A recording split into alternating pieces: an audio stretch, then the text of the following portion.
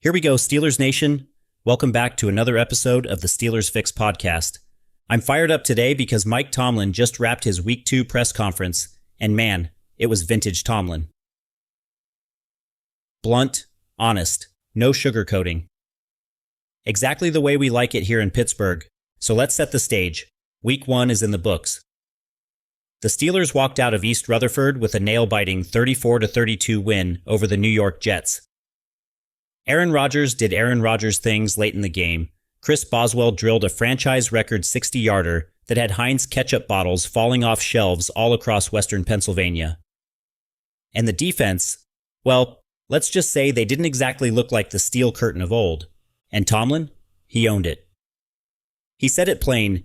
Certainly there were some things that were indicative of Week 1 football. Translation, we got the win, but don't kid yourself. We've got work to do. Let's start on offense. Tomlin went right after his offensive line. I'd like to see us doing a better job of protecting Aaron Rodgers, he said. Now look, Rodgers is 40 years old. He's not running around like Lamar Jackson or Josh Allen. If the offensive line doesn't keep him clean, this whole season unravels before it really begins. Broderick Jones, Isaac Sumalo, Zach Frazier, those guys have to set the tone. Jones especially got called out. Tomlin said, certainly, it could be better. That's coach speak for, son, watch the film, fix it, or it's going to be a long week. And it's not just pass protection. Tomlin wants that ground game to show up. Kenneth Gainwell and Jaylen Warren combined for flashes against the Jets, but nowhere near enough consistency. Tomlin said it himself. Certainly would like to run the ball more. That's Pittsburgh football. It's who we are. Franco Harris, Jerome Bettis, Willie Parker. The names change, but the identity doesn't. And when Rodgers is your quarterback, balance is critical. You can't put the whole thing on his shoulders. Now let's flip it. Defensively, Tomlin didn't mince words. I didn't think we whipped enough blocks. That right there is the polite way of saying the Jets' offensive line had their way too often. Pittsburgh gave up 182 rushing yards. That's not Steelers football. That's not Cam Hayward, Keanu Benton, Yahya Black football. And Tomlin gave the simplest marching orders you'll ever hear. I want us to be stouter. Stouter. One word, but it's the definition of the Steelers' defensive brand. When Pete Carroll brings Seattle's rushing attack into Acrisure this Sunday, Kenneth Walker III and Zach Charbonnet, you better believe they're licking their chops watching Week 1 tape. It's up to Watt, Highsmith, Queen, and the boys to flip that script. Of course, no Tomlin presser is complete without injury updates, and we got some tough ones. DeShon Elliott, MCL sprain, out, expected to miss multiple weeks. Derrick Harmon, knee injury, still out. Malik Harrison, also out. That's 3 defensive starters or heavy rotation guys gone for Week 2. It hurts, no way around it. But here's the silver lining. Joey Porter Jr. and Nick Herbig both have a shot to return. Porter tightened up against the Jets, and Tomlin shut him down before it got worse. Smart move. Herbig's hamstring is still lingering, but he's close. This is where depth and roster construction matter. You lose Elliott, you bring in Jabrill Peppers. Which brings us to... Tomlin confirmed it straight up. We have Jabrill Peppers in the building.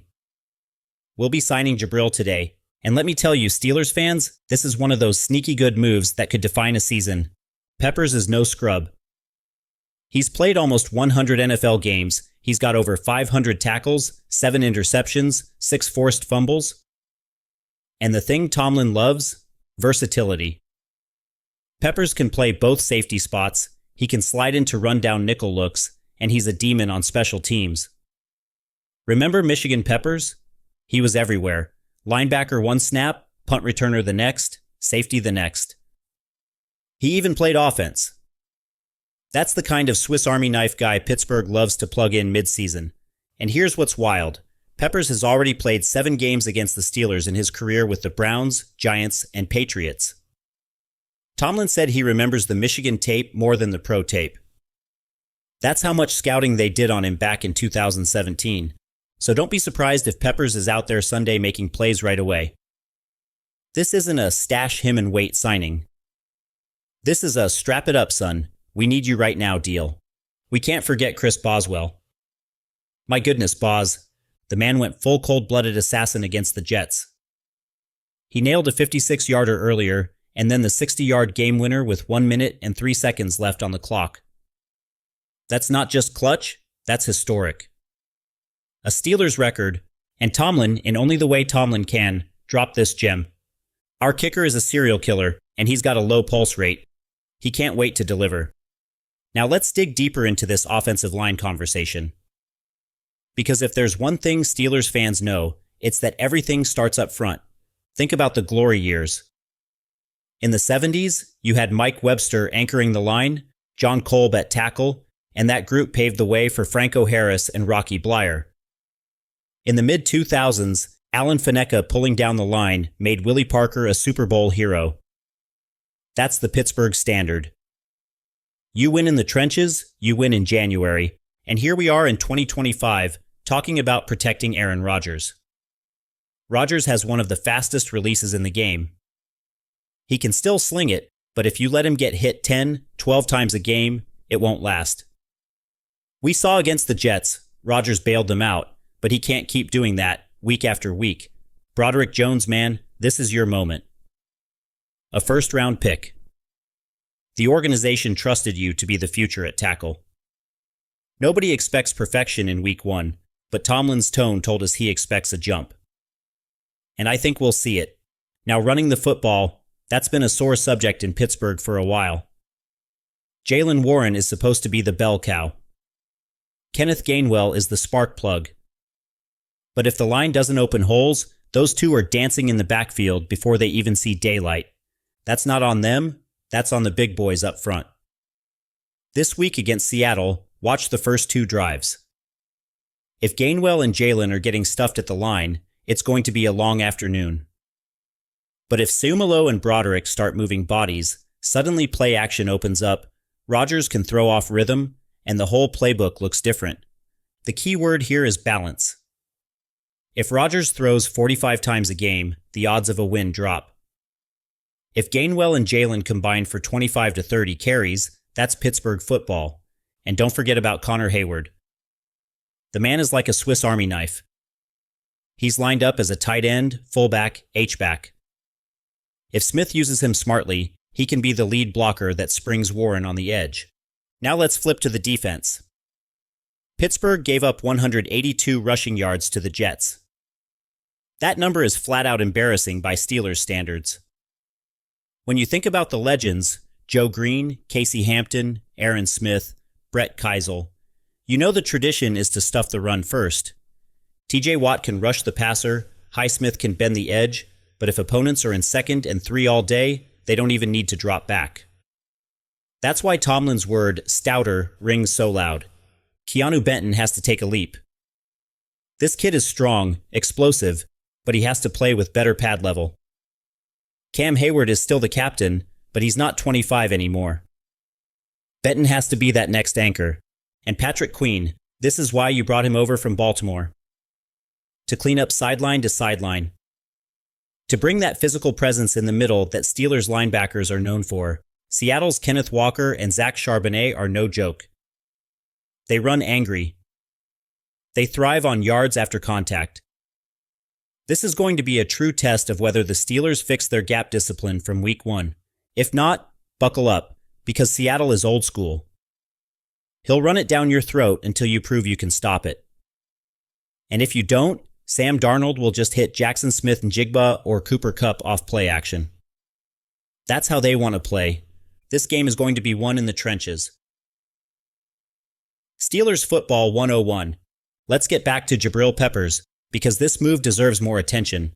When was the last time Pittsburgh added a veteran like this midweek who could legitimately swing games?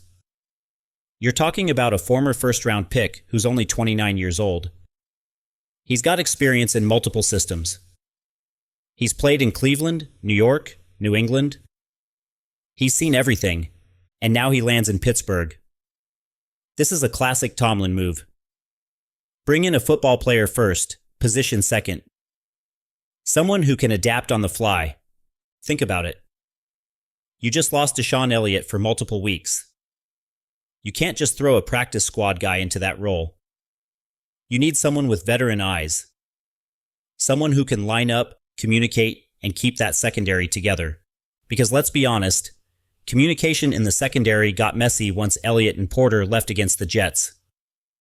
There were coverage busts. There were free releases.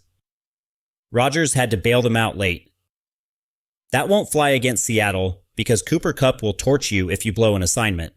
Peppers brings stability. He's not Minkah Fitzpatrick in terms of range, but he's a tone setter. He'll tackle, he'll blitz, he'll cover a tight end, and he'll fly down on special teams. Here's the beauty. Peppers has already played against the Steelers 7 times in his career. He knows the environment. He knows the physicality. He knows what AFC North football is. This isn't some stranger walking in the door. This is a guy who's been in the mud against us, and now he gets to put on the black and gold. And don't underestimate how much Tomlin respects versatility. He went on and on about Peppers at Michigan, playing linebacker, safety, returning kicks, even offense. That stuck with him. When Tomlin says you're a football player first, positional player second, that's about the highest compliment you can get. I'll say it right now. Don't be shocked if Peppers makes a splash play in his Steelers debut.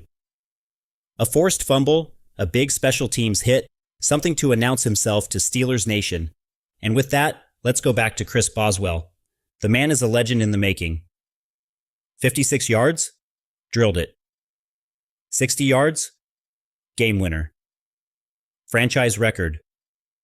That's the definition of clutch. How many kickers in the league do you really trust from 60? Justin Tucker. Maybe a couple others. And Boz is right there. Tomlin called him a serial killer. And you know what? He's right. Boswell has ice water in his veins. He doesn't blink. He doesn't care if it's windy, if it's cold, if the season is on the line. He wants that kick. And you better believe if the Seahawks game comes down to a field goal, every single fan in Acrisure is going to feel confident watching Boswell jog onto the field. That's a weapon most teams don't have. Now let's look ahead to Sunday, Steelers versus Seahawks. This is the home opener. Acrisure Stadium is going to be rocking. Fans waving terrible towels full of Iron City beer and Primanti Brothers sandwiches, ready to set the tone for 2025. Seattle comes in with Sam Darnold at quarterback. And say what you want about Darnold, but he looked comfortable in the preseason. He's got weapons. Jackson Smith and Jigba is emerging as a true number 1, and Cooper Kupp is still one of the best route runners in football. Then you've got the run game with Kenneth Walker III and Zach Charbonnet. That's thunder and lightning, bruiser and slasher. They're going to test Pittsburgh's run defense early and often. So what's the formula for the Steelers? It's simple. Number 1, protect Aaron Rodgers. If Rodgers has time, he'll pick apart Seattle's secondary. DK Metcalf might be gone, but Rodgers has his own weapons now. Calvin Austin with speed, Scotty Miller stretching the field, Jonnu Smith working the seams, and of course Najee and Jaylen catching passes out of the backfield. Number 2, establish the run. It doesn't have to be flashy. Just consistent. 3 yards here, 4 yards there. Move the chains, control the clock, keep that defense fresh. Number 3, win on early downs defensively. Force Darnold into 3rd and long. That's when Watt, Highsmith, and Queen can pin their ears back. Number 4, special teams. Boswell already proved he's locked in. Field position is going to matter. Don't give Seattle short fields. This game has all the makings of a classic Steelers grinder. It won't be easy. Seattle is physical. But Tomlin teams thrive in games like this. And let me say this. The AFC North is wide open right now. Baltimore, Cincinnati, Cleveland, they've all got their flaws. If the Steelers can start 2-0 with Aaron Rodgers settling in and the defense getting healthier, watch out. Suddenly, Pittsburgh becomes the team nobody wants to face. So buckle up, Steelers Nation. Sunday is about to be a statement game. Protect Rodgers. Run the football. Be stouter on defense. And let Boswell slam the door if it comes down to it. Here we go.